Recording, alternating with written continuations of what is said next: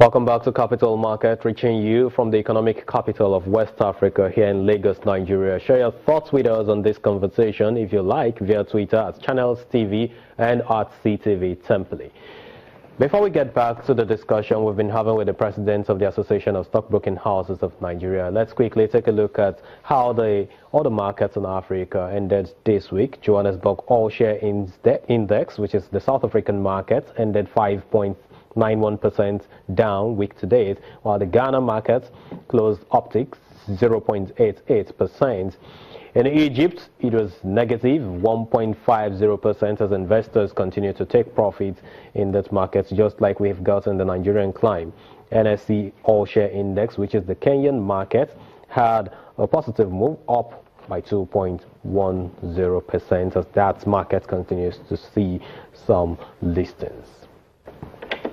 Let's now get back to the discussion with Mr. Ezegu, the president of the Association of Stockbroking Houses of Nigeria. So you heard what the Minister of Finance said earlier, Mrs.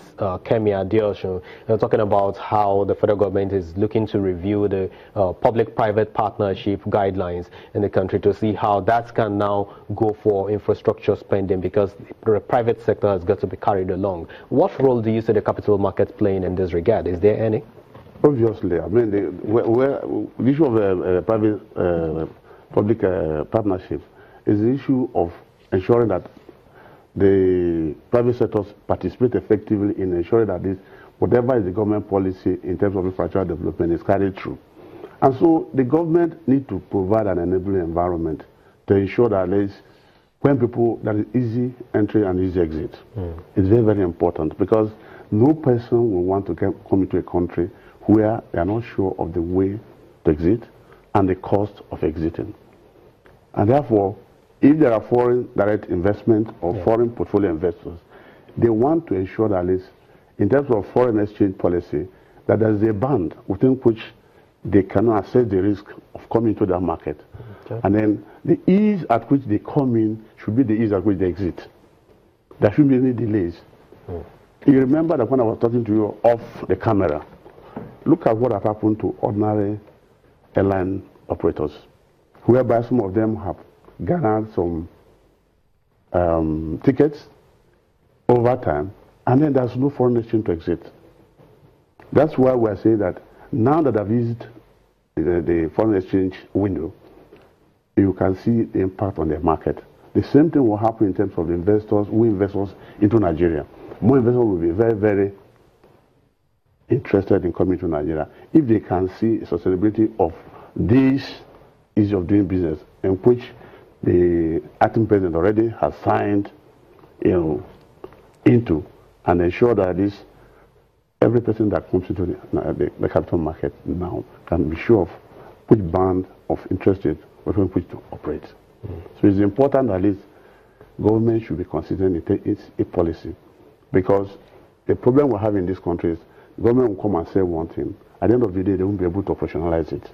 It's very, very important that whatever they say, they should be able to do, because that is actually the sentiment that drives portfolio investment and direct investment into the country.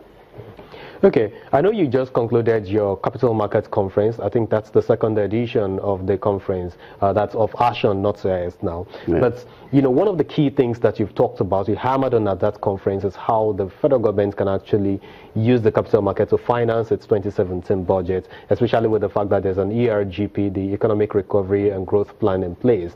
Tell us, now that the budget has been signed, what would you expect the federal government to do with the capital market? I know the acting president has visited the stock exchange. You've had discussions with him. Now the minister was around this week as well. What can they take? What would you expect them to do with the capital market going forward? What we expect is the fact that what government have been doing is that they have been raising funds and putting into a pool, and from there they finance a basket of infrastructures. And these are not actually brought confidence into the market. We think that the way to go is the fact that there should be projects that are designated and funds are raised directly on those projects in such a way that there's discipline, and then we're sure of the cost profile and then repayment plan. Because when you put this into a basket, the the possibility of leakages are there. And this does not drive confidence in the market. What we are thinking about is the fact that government should be able to prioritize those projects they want to implement within the current budget, and then now tie bonds to those projects so that the bonds are project specific. That would drive confidence in people coming in to, borrow money to government to be able to finance it. Okay, I think we are beginning to see light at the end of the tunnel regarding these project-specific bonds. We heard of the green bond, and this is coming in through the Nigerian Stock Exchange. We've also seen the saving bonds. So what's your point specifically at this point? Is it more of follow this through to the end and ensure that you tap into this opportunity in the capital market? I remember something that the former governor of Anambra State said during your conference, which is that the capital market offers transparency. Yeah. It brings a high degree of transparency into any project that is brought to the capital market. So we want this situation whereby government should be able to fruit with this transparency and ensure that at least whatever project they want to execute in the capital market is done in a manner that it shows transparency all through, and ensure that people be able to say, we can follow this project from the beginning to the end, from investing to the point of repayment. Right. That's very, very important. Okay, let's also take a look at the bills that the Securities and Exchange Commission has put before the National Assembly. What are your thoughts on these bills? These bills are meant to ease the mode of doing business in the capital market. Great.